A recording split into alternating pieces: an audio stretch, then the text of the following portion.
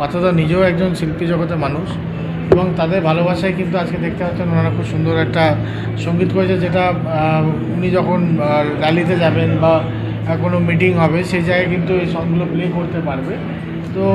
সকলকেই যারা শিল্পীরা আজকে প্রেজেন্ট হয়েছে সকলকে অভিনন্দন, শুভেচ্ছা। জিনিসটা আমরা সকলেই দেখেছি, উনিশের তাণ্ডব কিন্তু সারা বাংলার মানুষ ভুলে যায়নি, ব্যারাকপুরের মানুষ ভুলে যায়নি, স্পেশালি